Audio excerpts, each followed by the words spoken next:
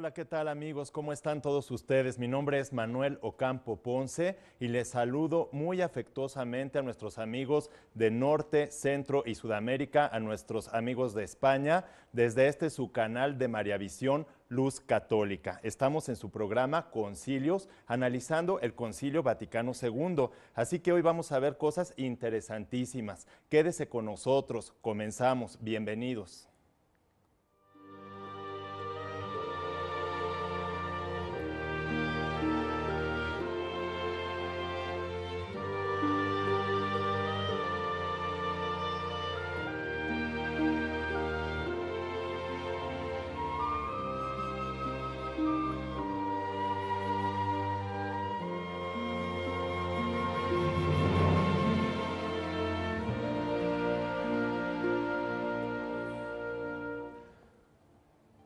Les decía hace unos momentos que estamos en su programa Concilios, analizando el Concilio Vaticano II.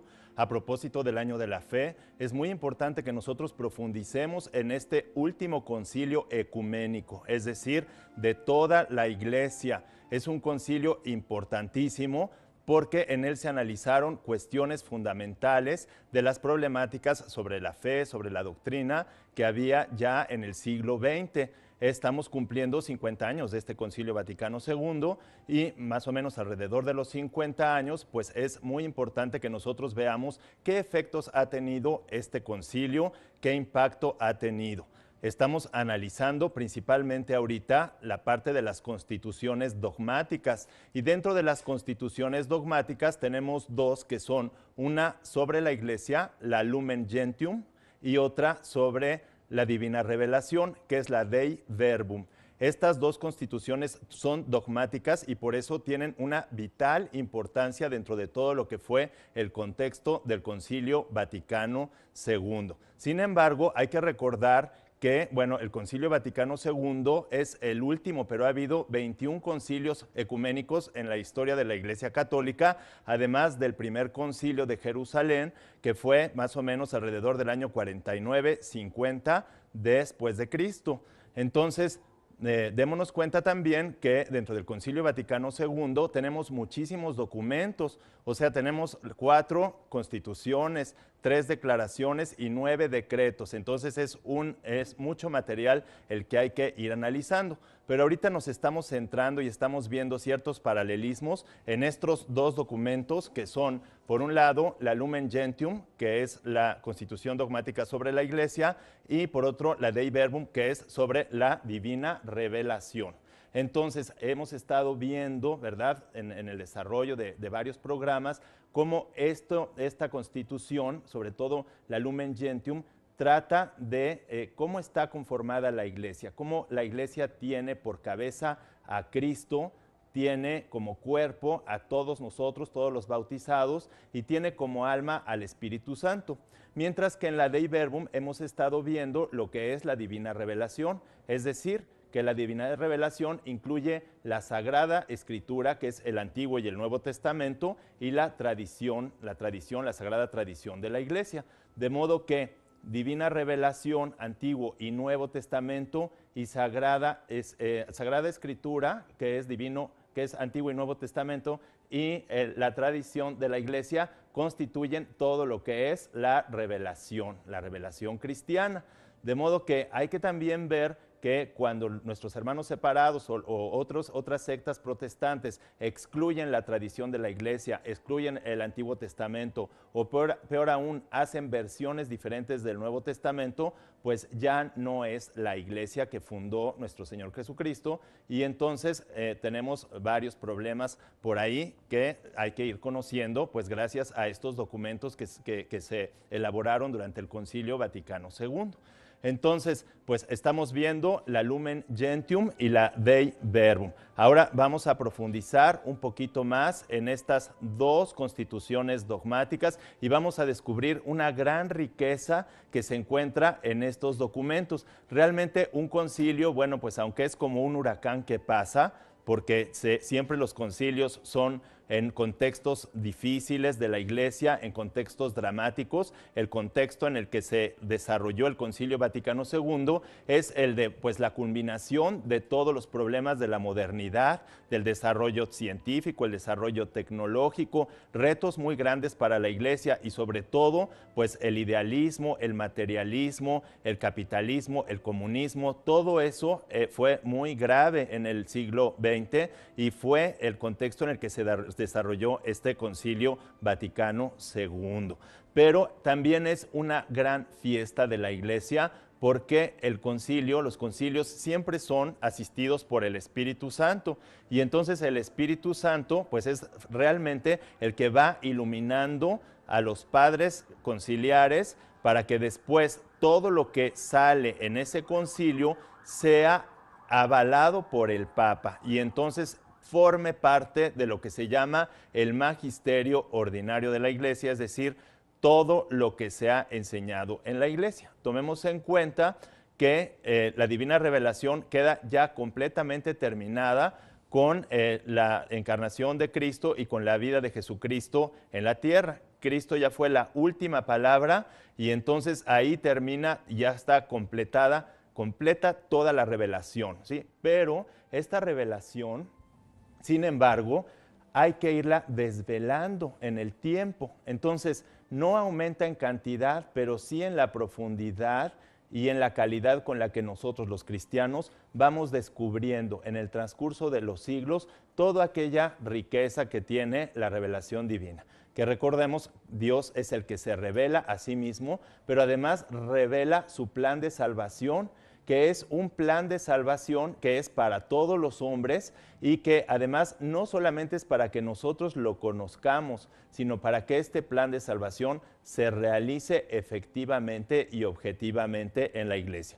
Pues todo esto es lo que vamos a estar analizando en este programa, sobre todo en estos dos documentos que son tan importantes, recuerden ustedes, son dos constituciones dogmáticas y entonces poco a poco vamos a ir conociendo más de estas dos. Vamos a ir adentrándonos primero en una y después en la otra y también en algunos aspectos que vienen dentro de las constituciones y que nosotros desde la tradición de la Iglesia Católica tenemos que saber leer, porque tampoco es bueno que un concilio se separe de toda la tradición. Es decir, que consideremos el Concilio Vaticano II como es el último concilio, sea el más importante. No, no es así. Todos los concilios son igualmente importantes y hay que conocer todos los concilios desde el primero hasta el de ahora. Y cada concilio hay que irlo leyendo, pero a la luz de toda la tradición de la Iglesia, es decir, con el lenguaje de la tradición. Un concilio no puede excluir a los demás porque toda la revelación, y incluida la tradición de la Iglesia, tiene una unidad perfecta. Por eso incluso decimos que la Iglesia es una, porque tiene una cabeza y porque tiene un espíritu que la anima, y ese espíritu es el que nos va enseñando y va desvelando lo que es la palabra de Dios, lo que Dios nos ha revelado a través de la Sagrada Escritura y de la tradición. Hoy vamos a ver también qué es esa tradición.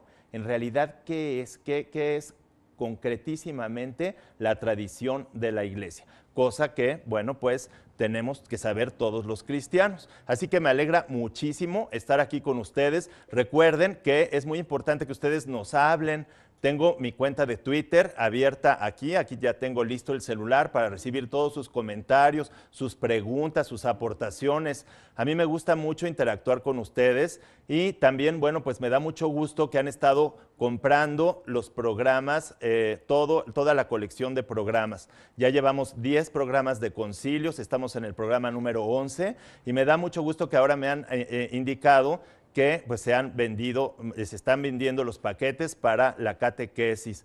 Entonces, pues aquí les dejamos también mi cuenta de Twitter o también tenemos el correo de Mariavisión, que es el de concilios@mariavision.com, para que ustedes también nos manden por ahí o por vía telefónica también podemos recibir las llamadas para irles contestando, ir platicando, ir conversando. Pero bueno, no se vayan, tenemos un pequeño corte y regresamos.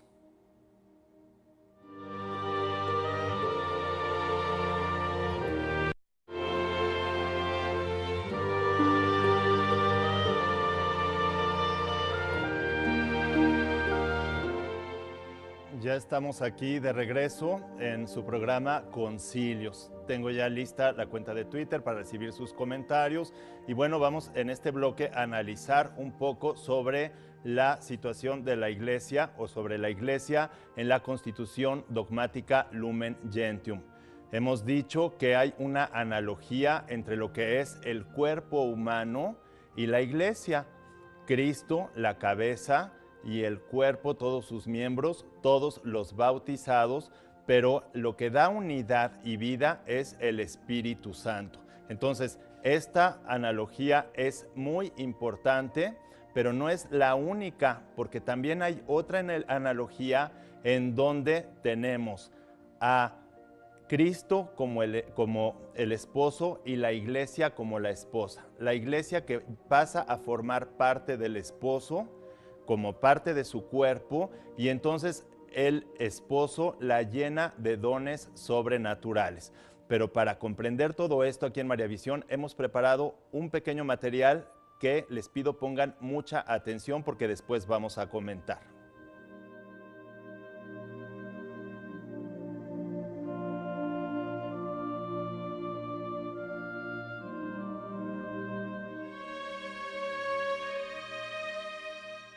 Avanzando en el estudio de la Constitución Dogmática Lumen Gentium o Constitución Dogmática sobre la Iglesia del Concilio Vaticano II, podemos encontrar en su punto número 7 que trata sobre la Iglesia como cuerpo que tiene por cabeza a Cristo, y en su última parte, en la que se refiere a Cristo y al Espíritu Santo, menciona textualmente: «Mas para que incesantemente nos renovemos, nos concedió participar de su Espíritu, que siendo uno mismo en la cabeza y en los miembros, de tal modo vivifica, unifica y mueve todo el cuerpo, que su operación pudo ser comparada por los santos padres con el servicio que realiza el principio de vida, el alma, en el cuerpo humano».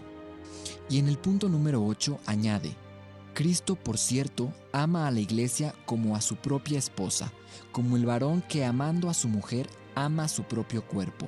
Pero la Iglesia, por su parte, está sujeta a su cabeza, porque en él habita corporalmente toda la plenitud de la divinidad. Colma de bienes divinos a la Iglesia, que es su cuerpo y su plenitud, para que ella anhele y consiga toda la plenitud de Dios».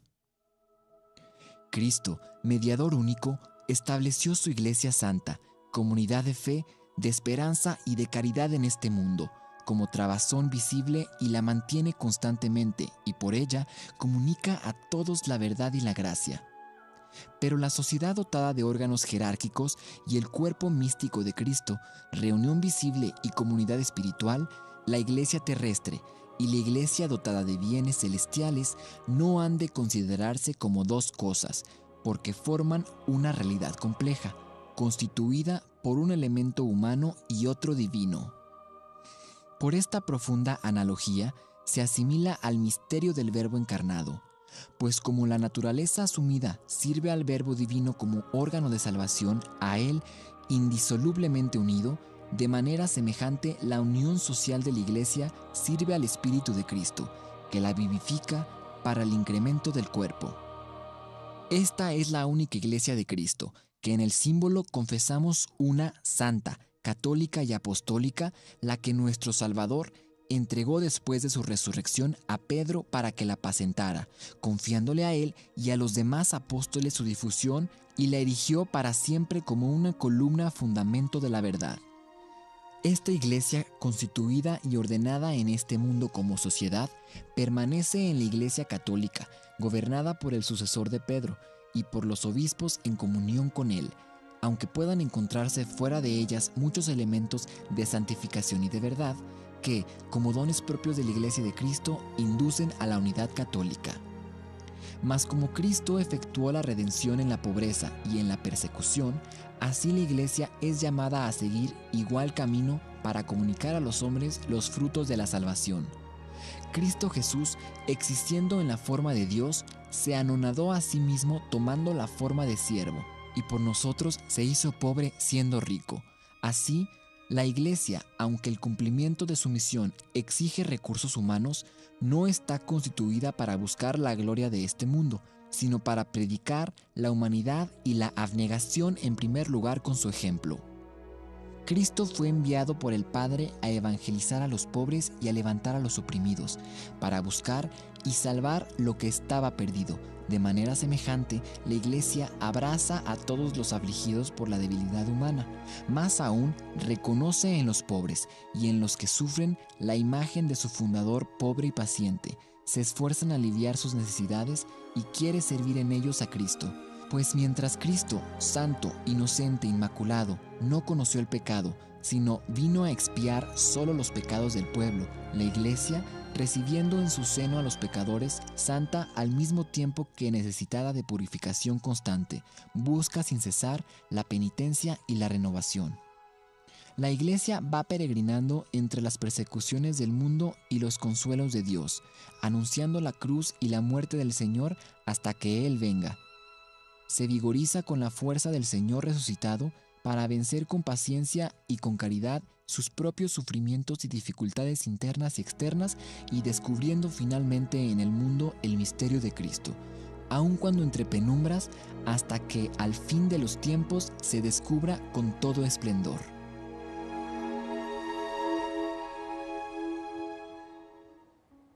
Pues ya me dirán ustedes si esto no es realmente una fiesta, lo que nos dicen estos textos hermosísimos, cómo la Iglesia acoge a los pecadores y es principalmente para los pobres. Y recordemos que las pobrezas pueden ser la pobreza espiritual, la pobreza material. El pecado es simplemente en sí mismo ya es una pobreza muy grande que tiene el hombre, pero justamente por los pecadores, por nosotros, por los que pecamos, por nuestra debilidad, es por los que está la Iglesia. Realmente Dios ha instituido a través de Cristo y luego de su sucesor Pedro, como lo dice muy claro los textos, para rescatar lo que estaba perdido. Por eso nosotros como católicos nunca debemos acoger a un pecador, ¿sí? Sobre todo hay que tenerles mucha paciencia a los pecadores y hay que esperar, porque todos somos pecadores, absolutamente todos, no hay ninguno que se salve. El único que no tiene pecado y que sin embargo humildemente se anonadó y dio su vida por todos nosotros para limpiarnos fue Cristo. De tal suerte que por lo mismo pues tenemos que tener mucho cuidado de cómo tratamos siempre con caridad, ver con caridad al pecador. Pero bueno, además aquí el texto dice que como el esposo a la esposa cubre de dones celestiales, o sea, a través del Espíritu Santo.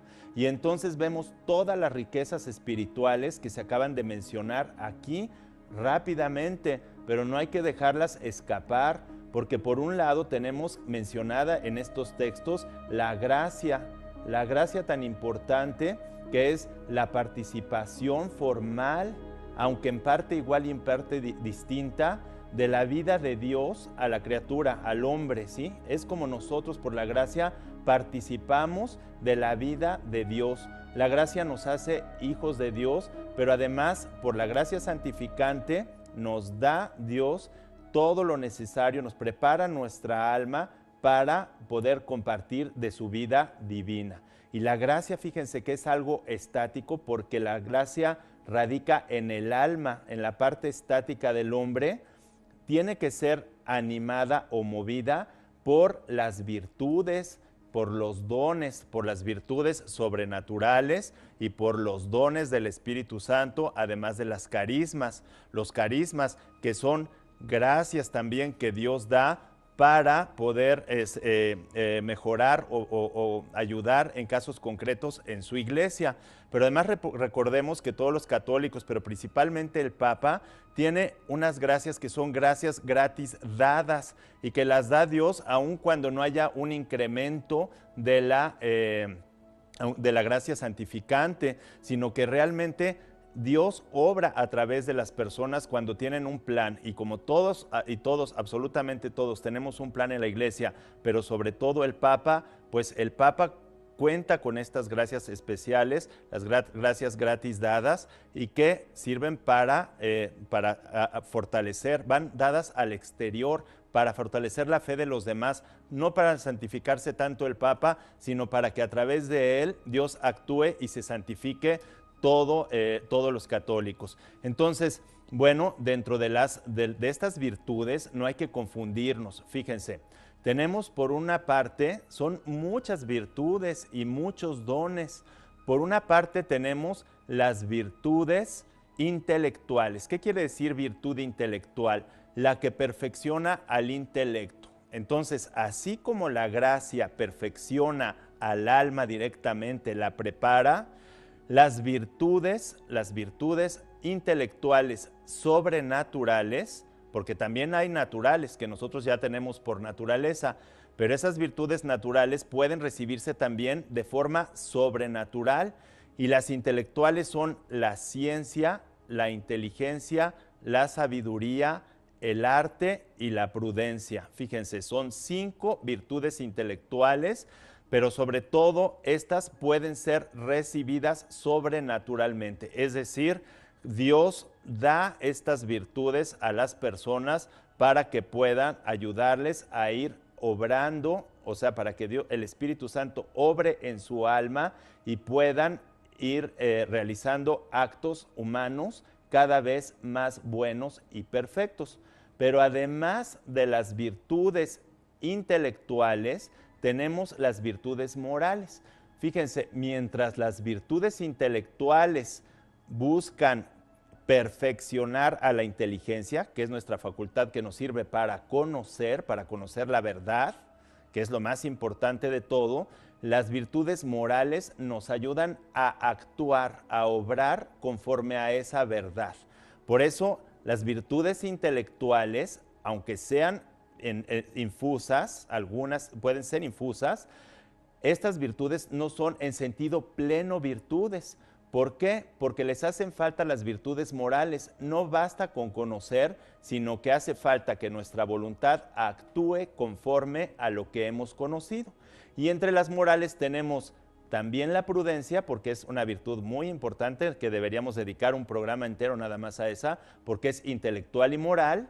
Tenemos la justicia, la fortaleza y la templanza sobrenatural. Pero además de estas virtudes que pueden ser recibidas, tienen una parte infusa que puede ser recibida infusa, además de la natural, tenemos las 3 virtudes teologales infusas, que son la fe, la esperanza y la caridad. Entonces, vean de cuántas cosas, de todos estos dones y virtudes, nos reviste Dios a través de sus sacramentos, de su iglesia, de la gracia que es gratis y que nos da a todos los católicos que recibimos con el bautismo. Pero por si fuera poco, las virtudes teologales, que también tenemos las que son las que perfeccionan, la que perfecciona la inteligencia, que es la fe, que nos permite conocer cosas que la razón no podría alcanzar y que sin embargo puede gracias a la fe. Pero tenemos además la esperanza, ¿sí? El deseo, pero con la esperanza de tener una vida sobrenatural, de la vida eterna, y además la caridad, es decir, el amor perfecto.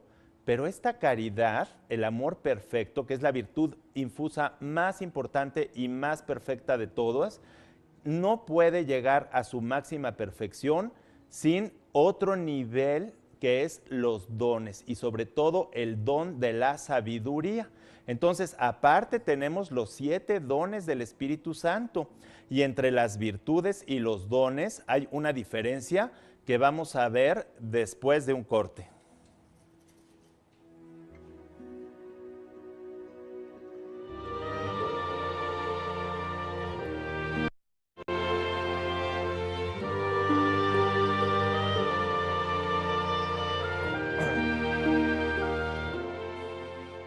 Ya estoy aquí recibiendo sus tweets. Tengo saludos de Patricia Ávila, de Luis Gómez, de Fabiola, de Paulina.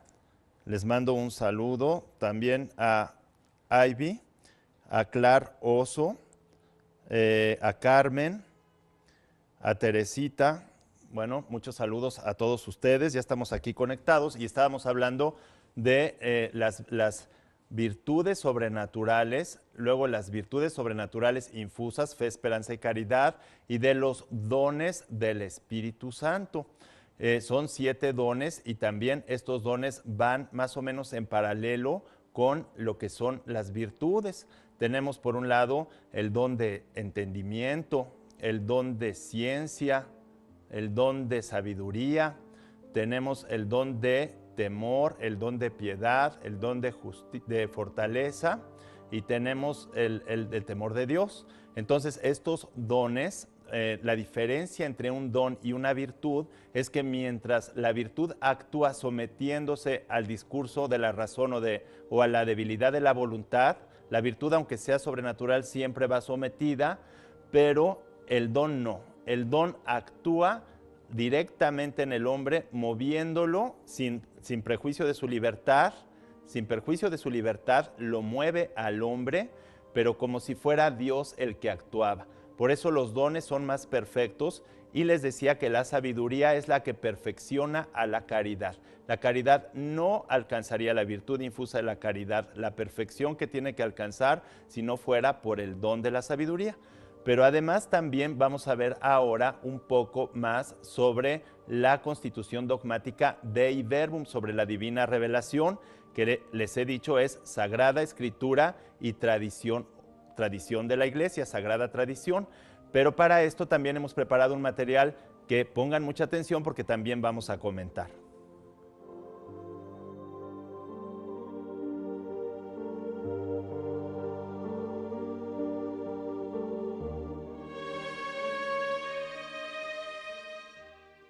Profundizando en el análisis de los documentos del Concilio Vaticano II, la Constitución Dogmática Dei Verbum sobre la Divina Revelación, en el punto número 8 del capítulo 2 sobre la transmisión de la Divina Revelación, menciona textualmente: así pues, la predicación apostólica, que se expresa de modo especial en los libros inspirados, debía conservarse, por sucesión continua, hasta la consumación de los tiempos. De ahí que los apóstoles, al transmitir lo que ellos mismos habían recibido, amonesten a los fieles a que mantengan las tradiciones que aprendieron, ora de palabra, ora por carta, y que luchen por la fe que les fue transmitida una vez y para siempre. Ahora bien, lo que los apóstoles transmitieron comprende todo lo que contribuye a que el pueblo de Dios lleve su vida santa y se acreciente la fe, y así la Iglesia, en su doctrina, vida y culto, perpetúa y transmite a todas las generaciones todo lo que ella misma es, todo lo que cree. Esta tradición, que viene de los apóstoles, progresa en la Iglesia bajo la asistencia del Espíritu Santo, como quiera que crece la inteligencia, lo mismo de las cosas que de las palabras transmitidas. Ora por la contemplación y estudio de los creyentes que la meditan en su corazón. Ora por la íntima inteligencia que experimentan de las cosas espirituales. Ora por la predicación de quienes, junto con la sucesión del episcopado, recibieron el carisma cierto de la verdad. Es decir, que la Iglesia, en el correr de los siglos, tiende a la plenitud de la verdad divina hasta que en ella se consumen las palabras de Dios. Los dichos de los santos padres atestiguan la presencia vivificante de esta tradición, cuyas riquezas se transfunden sobre la práctica y la vida de la Iglesia orante y creyente. Por la tradición, conoce la Iglesia el canon íntegro de los libros sagrados, y las mismas sagradas letras son en ella entendidas más a fondo y se tornan constantemente eficaces, y así Dios, que habló antaño, sigue hablando sin intermisión con la esposa de su Hijo amado, y el Espíritu Santo, por quien la voz viva del Evangelio resuena en la Iglesia y por ella en el mundo, conduce a los creyentes a toda la verdad y hace que en ellos habite copiosamente la palabra de Cristo. Y en el punto número 9 de este mismo segundo capítulo afirma textualmente: así pues, la Sagrada Tradición y la Sagrada Escritura están estrechamente trabadas y comunicadas entre sí, y así ambas, por mamar del mismo manantial divino, confluyen en cierto modo en uno y tienden al mismo fin. Efectivamente, la Sagrada Escritura es habla de Dios en cuanto que, por inspiración del Espíritu Divino, se consigna por escrito, y la Sagrada Tradición transmite íntegramente a los sucesores de los apóstoles la palabra de Dios que fue a estos confiada por Cristo Señor y por el Espíritu Santo, a fin de que, por la iluminación del Espíritu de verdad, fielmente la guarden, expongan y difundan por su predicación, de donde resulta que la Iglesia no toma de la sola Sagrada Escritura su certeza acerca de todas las cosas reveladas, por lo cual ambas han de ser recibidas y veneradas con igual sentimiento de piedad y con la misma reverencia.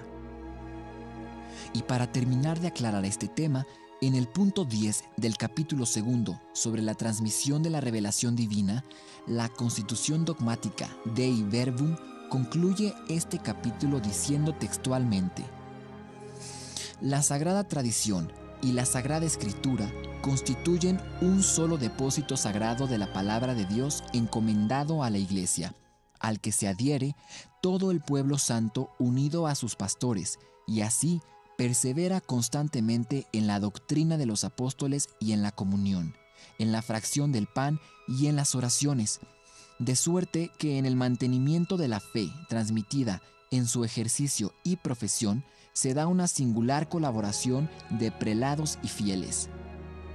La función, empero, de interpretar auténticamente la palabra de Dios, escrita o tradicional, solo ha sido confiada al magisterio vivo de la Iglesia, cuya autoridad se ejerce en nombre de Jesucristo. Este magisterio no está por encima de la palabra de Dios, sino a su servicio, de modo que no enseña sino lo que ha sido transmitido, en cuanto que, por divino mandato y con asistencia del Espíritu Santo, piadosamente lo oye, santamente lo guarda y fielmente lo expone, y de este depósito único de la fe saca todo lo que propone para ser creído como divinamente revelado.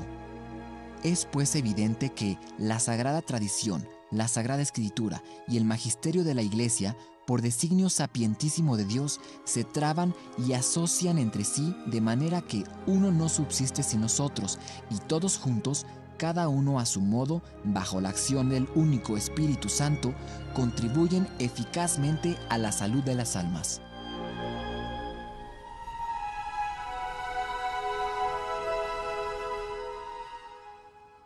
Tenemos aquí entonces tres elementos importantes: Sagrada Escritura, Antiguo y Nuevo Testamento, Sagrada Tradición y el magisterio de la Iglesia. Sin esto no hay unidad, no hay santidad, no hay una comprensión perfecta de lo que es la doctrina católica. Pero hablando un poco más de la tradición, no sé si se dieron cuenta ustedes de que hay tres aspectos muy importantes. Por la Sagrada Tradición conocemos los cánones de los libros sagrados. ¿Qué es esto de los cánones? Por esa Sagrada Tradición nosotros sabemos cuáles fueron inspirados por Dios y cuáles no fueron, de modo que se hizo a partir de la Sagrada Tradición la selección de los textos que realmente pasaron el canon y son, por lo tanto, considerados como palabra revelada, porque recuerden que la fe no es en lo que dice la Iglesia o en lo que dice el Padre o el Obispo, sino en todo lo que Dios ha revelado. El objeto de la fe es la revelación, pero nosotros creemos por el testimonio de Dios mismo, ¿sí? No porque nos lo dijo alguien, sino porque es Dios, y para eso hay que demostrar a través de un canon que realmente fue Dios el que dijo esto. Pero además la tradición nos permite profundizar también en la comprensión de la Sagrada Escritura y de la revelación de la palabra de Dios, de su revelación, y actualizarla. Es el tercer punto muy importante. ¿Qué quiere decir actualizarla? Que siempre esté viva, que unifique y vivifique, que esa palabra a través del tiempo siga dando unidad y vida. Pero vamos a continuar un poquito más después de un corte.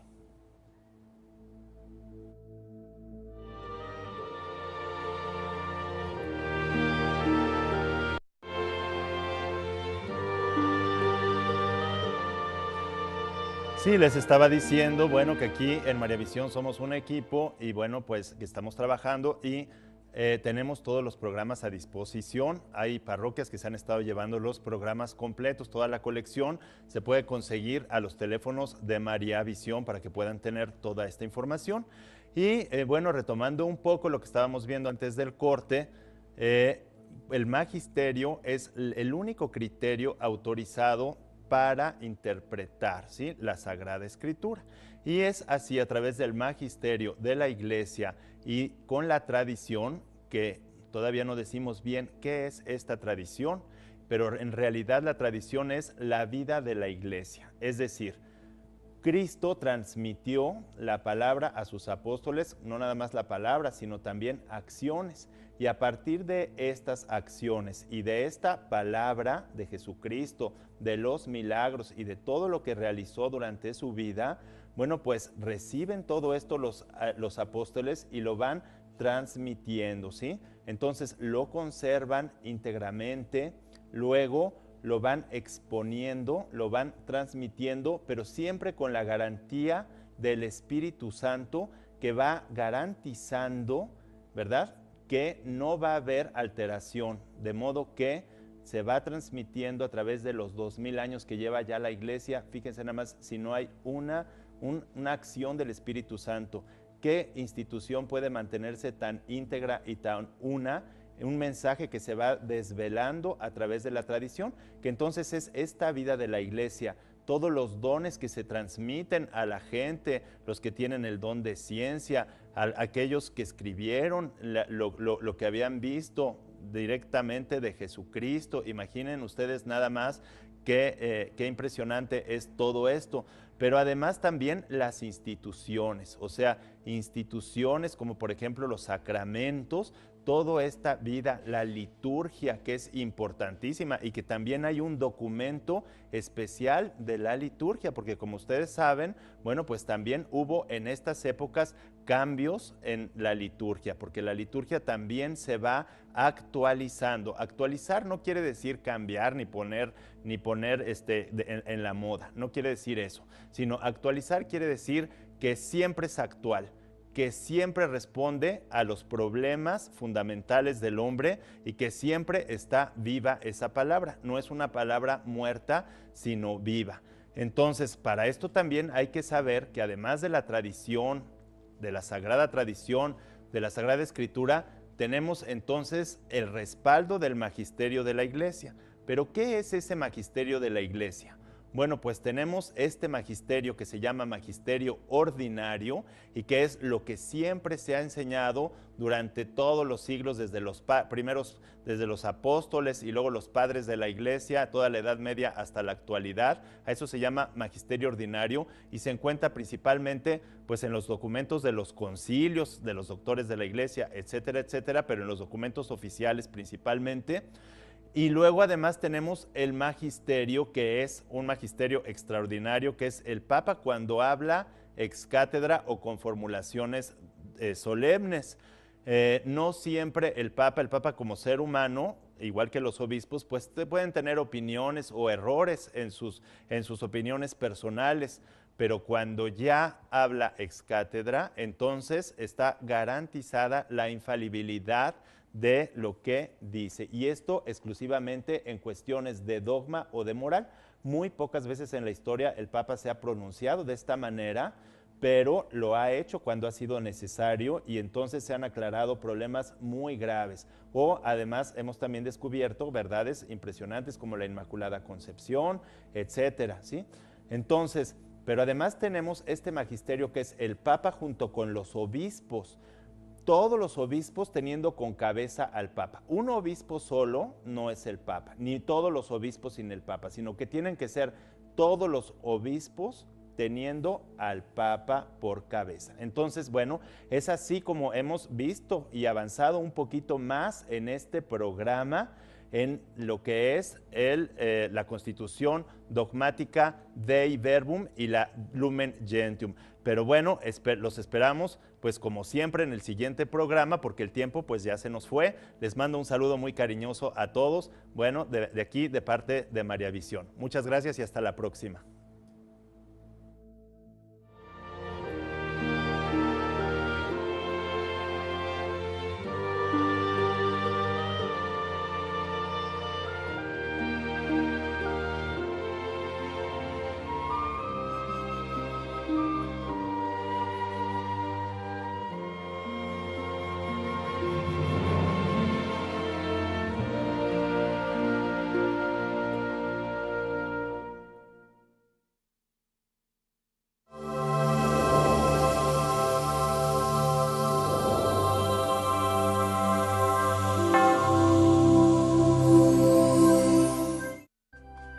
usted desea una copia de este programa, por favor contáctenos a los siguientes teléfonos.